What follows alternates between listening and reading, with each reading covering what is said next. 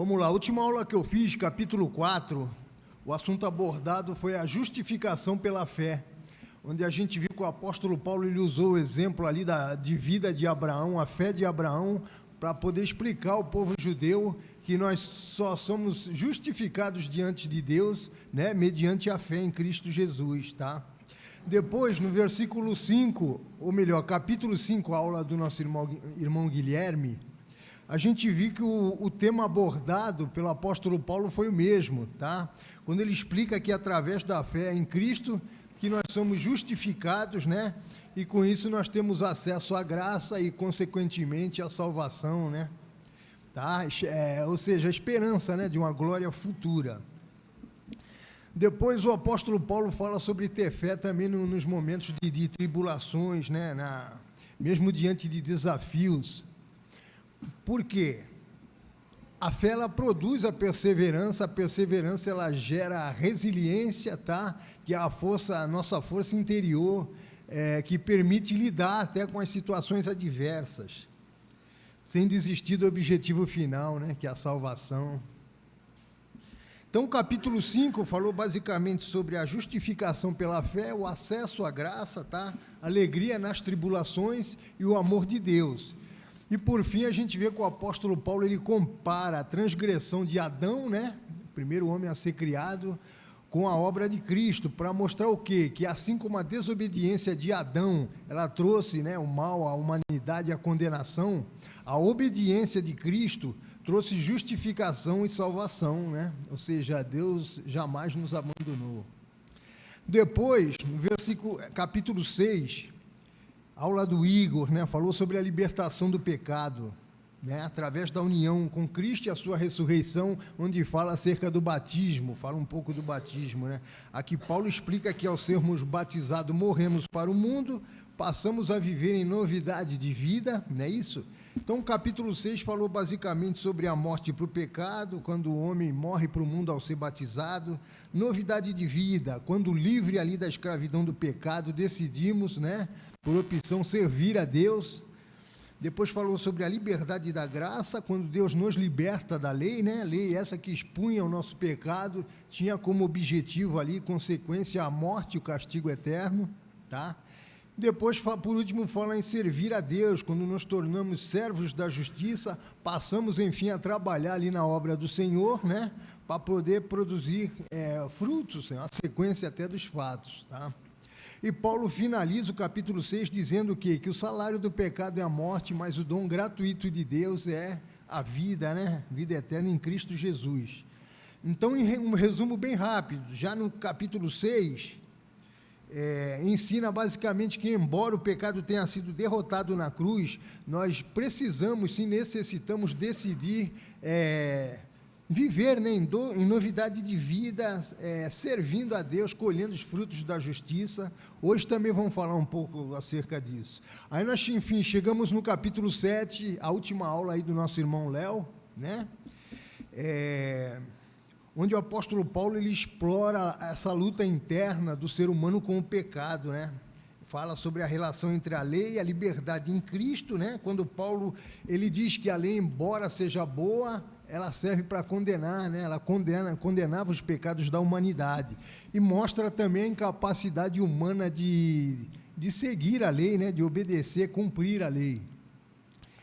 Então, a partir daí, Paulo faz uma analogia de um casamento para mostrar o quê? Que através da morte de Cristo, os cristãos são sim libertos da lei, tá?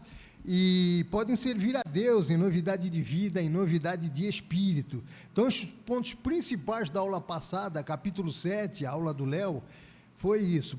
Primeiro, a lei e o pecado, né? Como eu disse, enfim, a lei seja boa, ela revela a natureza pecaminosa do ser humano.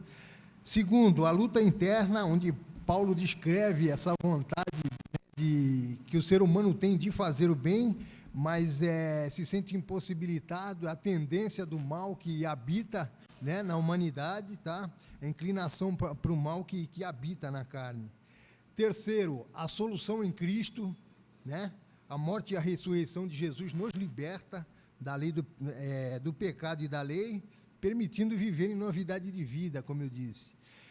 Quarto lugar, essa analogia do casamento, como eu disse, quando Paulo usa a imagem do casamento para ilustrar a libertação da lei e a união com Cristo, tá? E por último, quinto e último lugar, Paulo fala sobre a novidade de espírito, que é a liberdade do cristão em servir a Deus, né? Espontaneamente. Não mais sobre o jugo da lei ali, mas sobre o poder do Espírito Santo. Então, o capítulo 7, aula passada do nosso irmão Léo, destaca a realidade da luta contra o pecado na vida do cristão e sobre a importância de se reconhecer que nós não podemos fazer nada, né, para mudar essa situação. Nós, humanamente falando, ninguém consegue, tá? E também, então, consequentemente, existe a necessidade de se buscar o quê? Salvador, né, que é o Senhor Jesus, a graça e a liberdade que só é encontrada em Cristo. Amém? Até aqui foi só um breve resumão, em 2, 3 frases eu resumi cada capítulo, só para a gente chegar no assunto de hoje, aula de hoje, Romanos capítulo 8. Vamos ver aqui o que diz Romanos 8. Esse capítulo 8 é interessante, é um dos mais amados do Novo Testamento, por quê? Porque a gente vê aqui que o apóstolo Paulo, ele pinta um belo quadro, né, da fé cristã, né, da vida cristã, e também a esperança que está disponível aos cristãos através do Espírito Santo. A aula de hoje vamos falar bastante sobre a atuação do Espírito Santo na vida do cristão. Então, Paulo inicia enfatizando que não há condenação para os que estão em Cristo Jesus. Ele explica o quê? Que por meio de Jesus o cristão foi liberto, né, da lei do pecado e da morte. E por não haver mais essa condenação, consequentemente, o cristão ele recebe o dom da vida eterna, o presente de Deus, né? Favor imerecido. Depois, o apóstolo Paulo vai falar sobre o papel do Espírito Santo, como ele atua na vida do cristão, tá? Quando ele diz que o Espírito de Deus vive em nós, tá?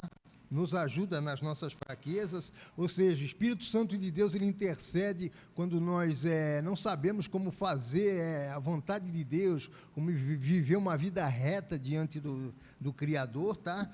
E Paulo finaliza enfatizando ali a segurança e a esperança que temos em Cristo Jesus, né? Estão disponíveis ali através de Cristo, amém? Isso quando ele diz que nada pode nos separar do amor de Deus, não é verdade? Que está em Cristo Jesus, nosso Senhor. Ou seja, o cristão ele é mais do que vencedor por meio daquele que nos amou, né, o que diz a palavra. E nada em toda a criação pode nos separar desse amor de Deus. Então, esse capítulo 8, a aula de hoje, na verdade, é uma mensagem de esperança, segurança, né, e vitória na vida do cristão, tá? Por meio de Cristo Jesus, lógico. Isso aí foi só a introdução, né, cerca do que vamos falar hoje. Então, a do versículo 1 ao 4 fala sobre a nova vida debaixo da graça, segundo o espírito de adoção, espírito de adoção de santidade. Depois do versículo 5 ao 11, fala sobre a importância do Espírito Santo, da atuação do Espírito Santo na vida do cristão, da ação, né, que vai capacitar o cristão a viver em conformidade com a vontade de Deus. Depois do versículo 12 ao 17, fala sobre os filhos de Deus e herdeiros, amém? A gente como filhos de Deus, né, em Cristo Jesus, somos sim herdeiros de uma glória futura e eterna, promessa do próprio Deus, né? E depois acho que do 18 em diante vai ficar para Paulo que vem, tá? Dividir aí, porque é bastante coisa, acho que é 36 versículos. Acho que é 36. 39 versículos. Eu vou ler aqui do versículo 1 ao 4. Vamos lá. Portanto, agora já não há condenação para os que estão em Cristo Jesus, porque por meio de Cristo Jesus a lei do Espírito de vida me libertou da lei do pecado e da morte.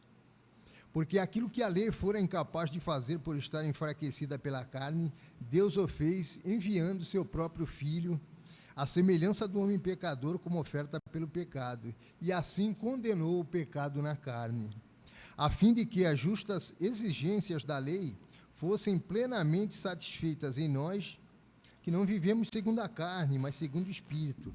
Então, é bem interessante, como eu disse na aula passada do nosso irmão Léo, o apóstolo Paulo, ele descreveu a vida na carne, né? Hoje, o capítulo 8 já é diferente. Paulo descreve a vida que segue no sentido oposto, né? A novidade de espírito. E ele explica o quê? Quando a pessoa é controlada pelo espírito, ela já não é mais condenada pela lei. Por quê? Como eu disse, o seu passado foi perdoado, não é verdade? E o Espírito Santo de Deus, ele nos torna filho de Deus, nos assegura, como eu disse, uma esperança futura. Por isso que Paulo já diz no primeiro versículo, nenhuma condenação há para os que estão em Cristo Jesus, né? Então, em Cristo, a gente não vive mais sob aquela sentença condenatória da lei, mas o Espírito ele nos capacita a viver para Cristo. Então, se lá na aula passada, capítulo 7, Paulo expôs esse conflito interno do ser humano, né? Da vontade de querer fazer o bem, mas se sentir impossibilitado, verdade? Impotente diante da força do pecado. Nesse capítulo 8, a gente vê que o cenário já muda. Aqui Paulo ele já mostra o resultado glorioso da obra de Cristo lá na cruz, né? Porque a vida cristã, aqui explica isso, não se trata de uma luta solitária, mas ela é vivida, é vencida assim no poder do Espírito Santo, amém? Que habita no cristão, como eu disse, capacita ele a vencer ali o pecado. E aqui, outra coisa, Paulo não está falando de algo, como é que eu posso dizer, psicológico, um alívio, né, emocional, mas de uma realidade jurídica, né? Por quê? O veredito da culpa ele foi cancelado, né? Lá na cruz, amém? E a razão disso é explicada aqui já no versículo 2, como nós lemos. Por meio de Jesus Cristo, a lei do Espírito de vida me libertou da lei do pecado e da morte, amém? Então aqui essa expressão, a lei do Espírito de vida, já aponta para o novo princípio que passa a governar a vida do cristão, não é verdade? Em contraste com a lei do pecado, a vida antiga ali, né? Antes dominava. Aqui uma curiosidade, no antigo mundo greco-romano, a carne, ela era associada à fraqueza humana. E aqui Paulo, ele retoma novamente essa ideia, só que ele vai mais além, mostrando que a carne representa também toda a inclinação natural para o mal, né? Que todo ser humano possui, né? Ninguém é diferente. E por isso, o que ocorreu? Deus, então, fez o que a lei mosaica não podia fazer, quando enviou Jesus ao mundo, né, como sacrifício, como expiação pelo pecado. É isso que diz o versículo 3, como nós lemos. Aquilo que a lei for incapaz de fazer, Deus o fez, enviando o seu próprio Filho como oferta pelo pecado. Então, a lei, o Léo falou bastante isso na aula passada, ela tinha o poder de estabelecer o juízo sobre os pecados cometidos, não é verdade? Mas era impossível a lei fazer alguma coisa a respeito do pecado no sentido de expiação, né? A lei não podia fazer isso, ela não era capaz de vencer o pecado, então ela podia expor, podia revelar o pecado do homem e até condenar, né? Mas ela não podia eliminar o pecado. Outra coisa importante é que o apóstolo Paulo também não está condenando a lei moral, né? A lei ela é boa, foi criada por Deus, o problema está no ser humano, não é verdade? Então o apóstolo Paulo, o que ele está querendo dizer aqui é que por causa do pecado da humanidade, a lei não pode salvar, né? Não podia salvar, dar a salvação. Então Deus realizou aquilo que a lei não podia fazer, tudo isso por amor a cada um de nós, né? De que forma? Enviando Jesus ao mundo, né? Jesus, sendo como Deus, assumiu a forma humana, né? Viveu como um de nós, mas foi perfeito, embora ele tenha sido tentado, ele não cedeu à tentação, né? A gente vê nos evangelhos sinóticos lá, diz, sobre a tentação lá de Satanás, né? Instigou a transformar pedra em pão, a pular lá do alto do pináculo, né? E por fim oferecer os reinos da terra em troca de adoração, mas a gente vê que Jesus não cedeu porque ele era perfeito, não cometeu nenhum pecado, tá? Então, sendo perfeito, ele se entregou em sacrifício por causa dos nossos pecados, tá? Então, o sacrifício de Cristo foi único, foi perfeito e foi suficiente para resolver o problema, né, do pecado da humanidade, nos realiançando novamente com o Criador, tá? Então, quando a gente lê isso, a gente entende, olha que interessante, não é algo, né? Jamais, isso aí não depende de nós. Salvação está fora da gente, né? Não depende da nossa força, porque foi Cristo quem venceu o pecado lá na cruz. E a partir daí, então, o Espírito Santo habita no cristão e capacita ele a viver em conformidade, né, com a vontade de Deus. Conforme narra o versículo 4. Não vivemos segundo a carne, mas segundo o Espírito. Amém? Eu vou ler aqui do 5 ao 8. Eu estou falando meio... Eu ia falar, se alguém quiser fazer algum comentário, que eu começo a falar, e eu... Por favor, fique à vontade, tá?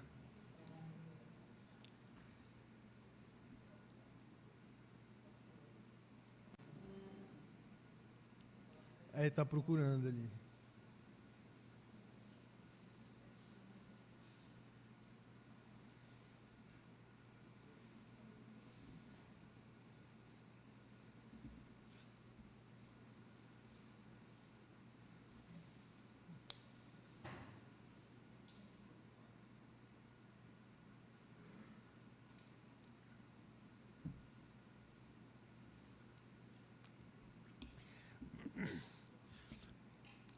Eu dou continuidade aqui?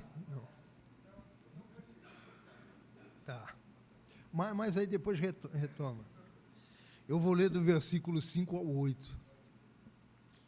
Quem vive segundo a carne tem a mente voltada para o que a carne deseja, mas quem de acordo com o Espírito tem a mente voltada para o que o Espírito deseja.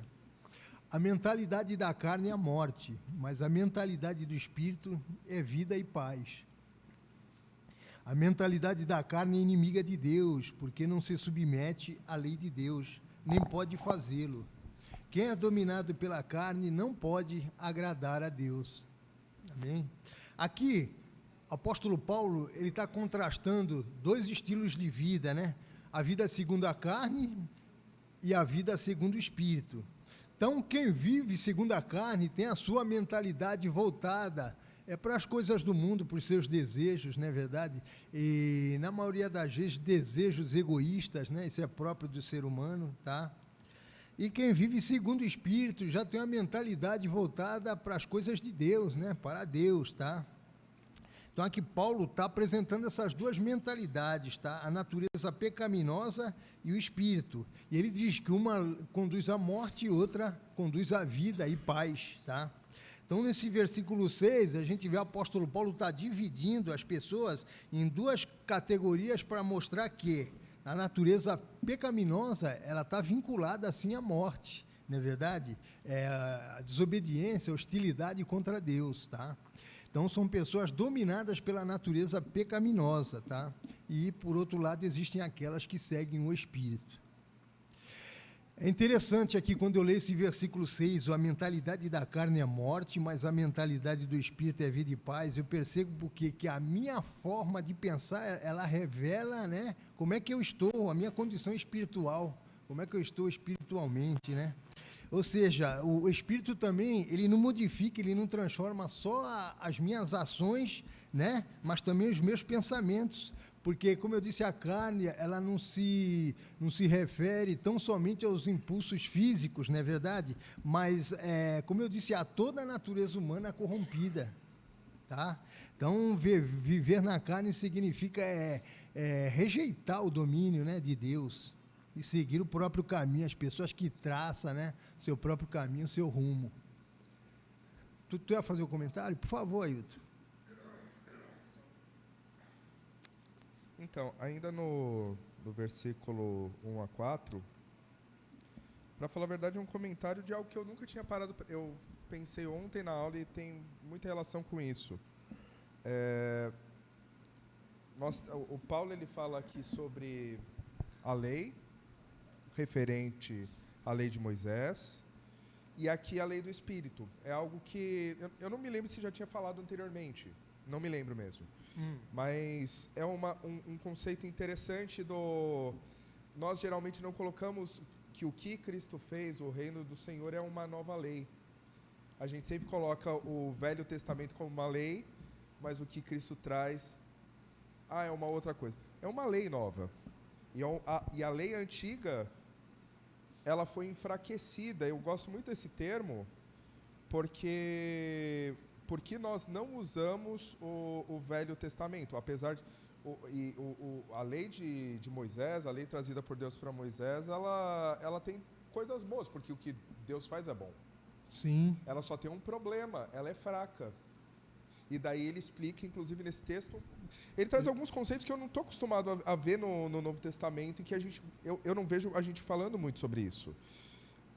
Nós é que matamos a lei. É isso que eu ia falar. O problema está na humanidade, que ninguém consegue, como a própria palavra diz, ninguém consegue cumprir, né? É uma arquitetura que não foi feita para nós. Sim. E a lei do Espírito, ela gera vida. Ela é uma lei que ela é feita para pessoas tão ruins quanto nós.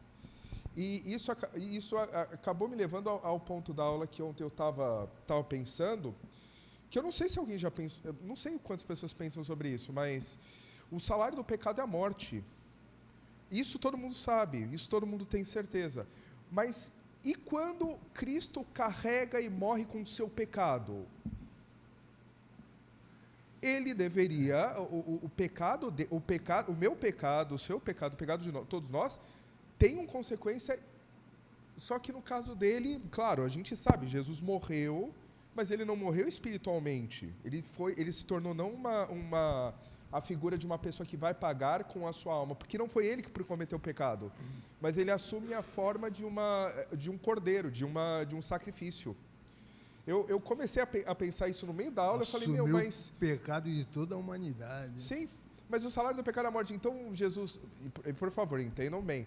Daí você eu entendo que tu está querendo falar. Mas Jesus vai para o inferno, então, porque ele carregou o meu pecado? Porque o salário do pecado é a morte? Mas não, Jesus não assumiu o pecado como um ser humano que produz o pecado, mas ele assumiu como um cordeiro. Sim, e daí a figura do cordeiro é importante. Porque se não tivéssemos a figura do cordeiro no sacrifício, a gente falava, então, consequentemente, Jesus vai para o inferno. Porque se ele é um ser humano e ele vem em forma humana, ele tem um espírito e ele carrega os pecados de todo mundo, então ele vai para... Mas não, ele não vai porque ele assume a figura de um cordeiro, porque o cordeiro é inocente e o cordeiro no Velho Testamento ele já assumia essa figura de assumir um pecado que não é dele, assumir uma culpa.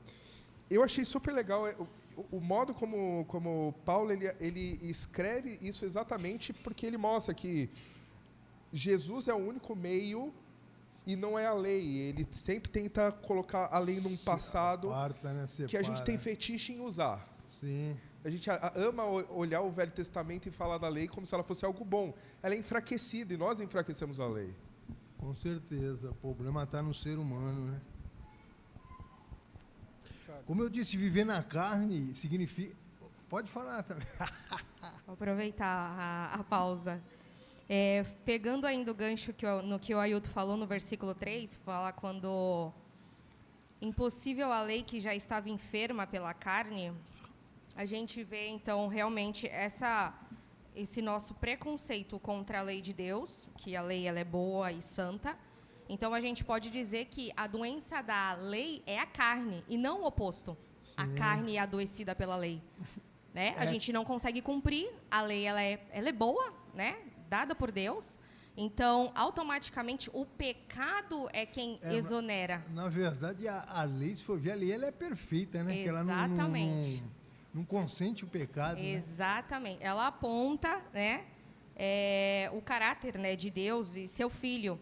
E o Léo deu um exemplo aqui conversando comigo. A lei ela pode representar um bom cozinheiro que não consegue operar usando ingredientes ruins, que somos nós.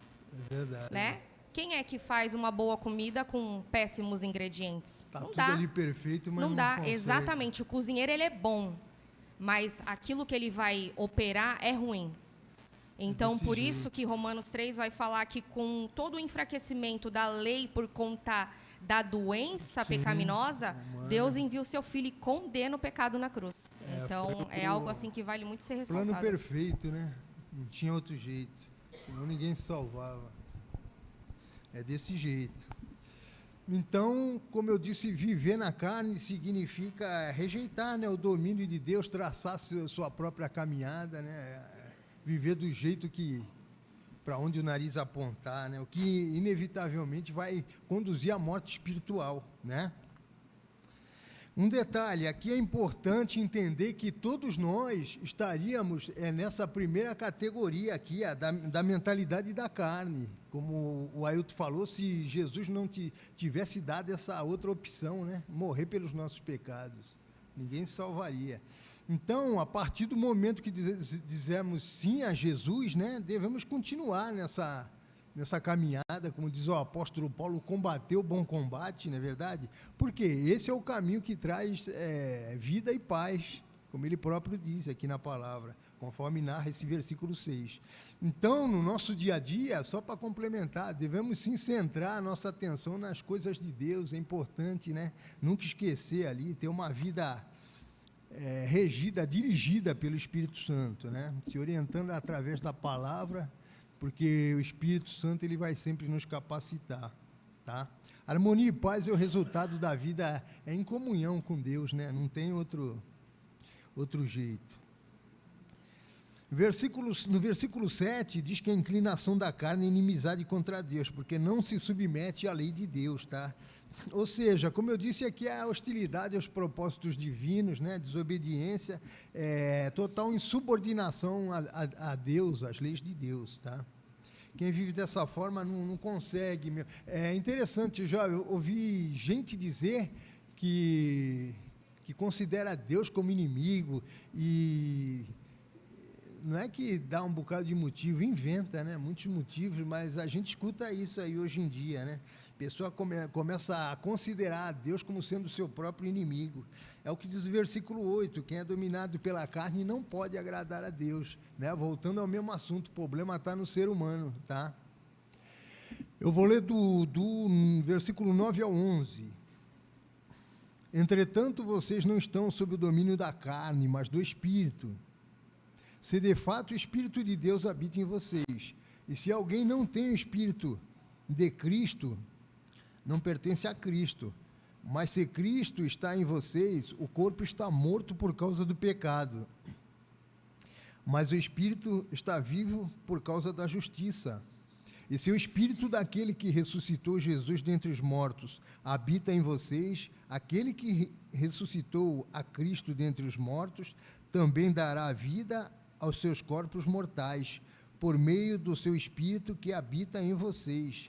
Então aqui, o apóstolo Paulo, ele está afirmando aqui de uma forma categórica que o cristão ele já não vive mais, né, em conformidade com a carne, não é verdade? Sob o controle ali da natureza humana, mas o Espírito de Deus ele já habita no cristão, não é verdade? Então ele já passa a viver de uma forma que agrada a Deus, né? E essa presença do Espírito, mais uma vez complementando, não é algo simbólico, tá? Mas é real, é transformador, né? Existe, não é só de pensar ou de falar. 1 Coríntios 6,19 fala isso, porque verdadeiramente o Espírito de Deus habita em nós, é o que diz a palavra. Ou não sabeis que o vosso corpo é templo do Espírito Santo que habita em vós, e que lhes foi dado por Deus, e que vós não sois de vós mesmo? 1 Coríntios 3,16 também fala algo semelhante. Ó. Vocês não sabem que que são santuário de Deus e que o Espírito de Deus habita em vocês? Então aqui o apóstolo Paulo ele se refere ao corpo como local de habitação do Espírito Santo, não é verdade? Isso aí, lógico que implica em santidade, né? Onde habita o Espírito de Deus, deve ser tratado o nosso corpo com respeito, com muito cuidado, não é verdade? Por quê? Porque a nossa vida e o nosso corpo não são nossos, né? Não pertence mais a nós, mas a Deus, e foi comprado por um preço caríssimo, custou a vida do Filho de Deus, não é verdade? Então, Cristo morreu por nós, hoje nós pertencemos a Deus. E se o nosso corpo é templo do Espírito Santo de Deus, nós temos que usá-lo de uma forma que venha a glorificar a Deus, tá? Agora vamos entrar num outro, como é que sabemos que o Espírito Santo habita em nós, né? Seria a presença de um determinado sentimento, ocorre alguma coisa sobrenatural, a pessoa sente o quê? Né? Não, você sabe porque você tem a certeza que o Espírito Santo veio e que ele habita em você, por quê? Porque Jesus falou, né? Jesus falou, então é dessa forma. Qual a evidência de tudo isso? Quando o Espírito Santo de Deus habita em você, né, o cristão, você crê que Jesus é o Filho de Deus, você crê que a vida eterna só é possível mediante a aceitação do sacrifício de Cristo, né? Então você começa a agir em conformidade com a vontade de Deus, né? A presença do Espírito Santo, ela manifesta na gente através de mudanças visíveis, né? No caráter ali, no comportamento do cristão, tá? Mas o desejo de buscar a Deus, a capacidade de pregar a palavra de Deus, não é verdade? De testemunhar Cristo ao mundo, tá? Então, essas aí são evidências da presença do Espírito Santo. Lá em Gálatas 5:22, mostra com forma detalhada os frutos do Espírito, né? Amor, alegria, paz, longanimidade, benignidade, bondade, fidelidade, mansidão e domínio próprio. Então, a evidência da presença do Espírito Santo na vida do cristão, ela se mostra através de uma mudança essa interna e externa também, né? Através de um caráter renovado, nova pessoa, né? Desejo de refletir ali o amor de Cristo, é uma nova vida, tá? Então, enfim, resumindo, é o desejo de se buscar uma vida santa, tá? Depois, no versículo 10, fala sobre estar morto por causa do pecado. Que a gente tem que entender, não é uma alusão à morte física, tá?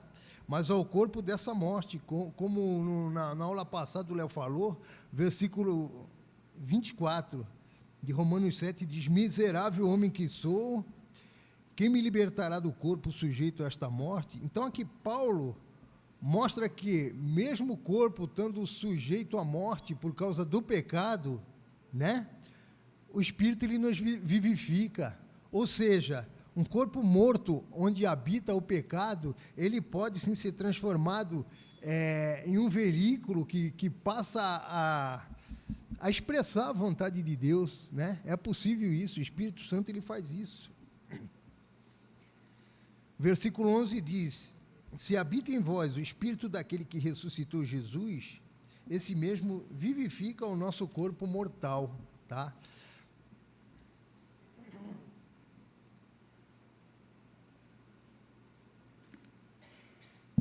Aqui, na verdade, se trata de um relato acerca da Trindade, onde o Pai, o Filho e o Espírito Santo, né, trabalhando em conjunto na obra da salvação, tá? Unidos ali no propósito da redenção. Então, a gente vê aqui que a solução para o problema da carne é o Espírito, que vivifica, né, esse nosso corpo mortal. Então, ter uma mente espiritual significa o quê? Superar a morte do corpo e receber a vida e paz. Essa aí é a ressurreição dos mortos, que o apóstolo Paulo, ele fala também lá para os irmãos de Filipos. Eu vou ler aqui Filipenses 3:11. A palavra diz assim, ó: para de alguma forma alcançar a ressurreição dentre os mortos. Não que eu já tenha obtido tudo isso ou tenha sido aperfeiçoado, mas prossigo para alcançá-lo, pois para isso também fui alcançado por Jesus, né? Então, essa é a transformação que o Espírito Santo de Deus, ele opera na nossa vida, né? A transformação total, amém? Vou ler do versículo 12 ao 17, onde Paulo vai falar sobre filiação e herança. Vou ler primeiro 12 e o 13. Portanto, irmãos, estamos em dívida, não para com a carne, para vivermos sujeito a ela. Pois se vocês viverem de acordo com a carne, morrerão, mas se pelo Espírito fizerem morrer os atos do corpo, viverão. Nesse versículo 12, o apóstolo Paulo está dizendo que nós não devemos mais nada à carne, não é verdade? Mas somos chamados a mortificar as obras do corpo através ali do poder do Espírito, né? E assim como eu disse, para poder viver em santidade. E depois ele disse: se viveres segundo a carne, morrereis, tá? A morte descrita aqui também não é de natureza física, tá? Porque Se a gente for ver, todo mundo, né, acho que morre, que vive em segundo espírito também morre fisicamente, tá? Então não é isso. Mas aqui é uma alusão à experiência dos que vivem uma vida apartada de Deus, né, separada de Deus. E depois ele vai falar sobre viver pelo Espírito, ou seja, caminhar, né, em conformidade com o Espírito.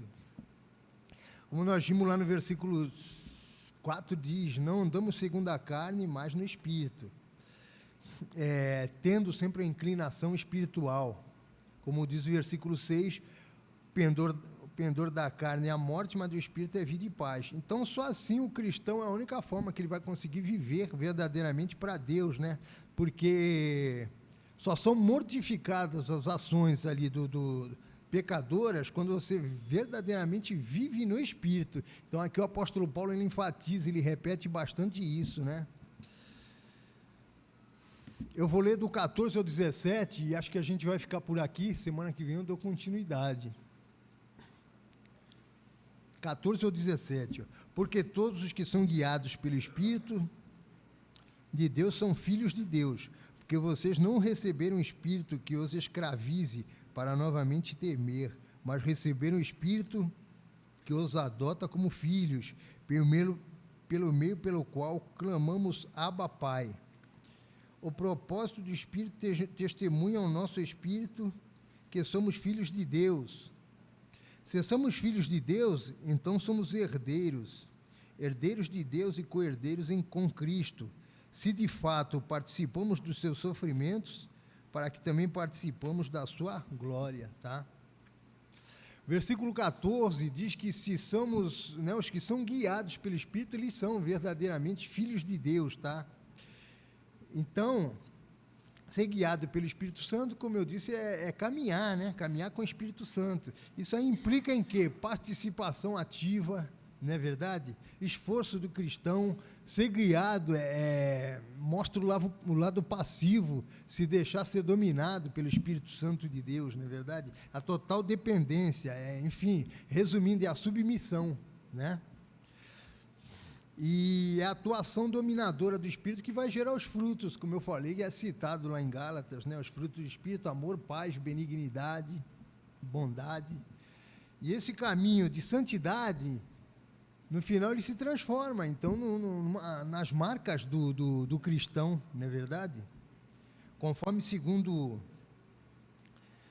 Coríntios 6,18, que mostra que verdadeiramente cristão é filho de Deus. Ele serei pai, vocês serão meus filhos e minhas filhas, diz o Senhor, o Todo-Poderoso. Então, como diz no versículo 14, todos que são guiados pelo Espírito são filhos de Deus, sim. Amém? Depois, versículo 15 e 16, diz que recebemos o Espírito que nos adota como filhos, ao qual clamamos Abba, Pai, né? E o próprio Espírito testemunha que somos filhos de Deus, sim. Então, o cristão, ele é filho de Deus, voltando a falar, porque ele recebe, né, o Espírito ali de adoção. Ele recebeu o Espírito de adoção. E aqui é interessante ver que o apóstolo Paulo, ele usa a lei romana para poder explicar esse princípio, né? Na Roma antiga, um filho adotado, ele possuía todos os direitos de um filho legítimo nascido da família, né, de um filho biológico, tá? Ou seja, ele perdia os direitos da família antiga, né, na antiga família, e ganhava os direitos como um filho legítimo da família que o adotou, né? Então, consequentemente, ele se tornava um herdeiro daquela família que o adotou, né?